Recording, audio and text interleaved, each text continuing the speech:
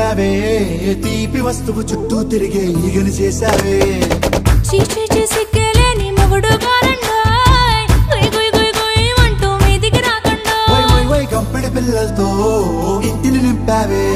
సాపా దిండు సంసారాన్ని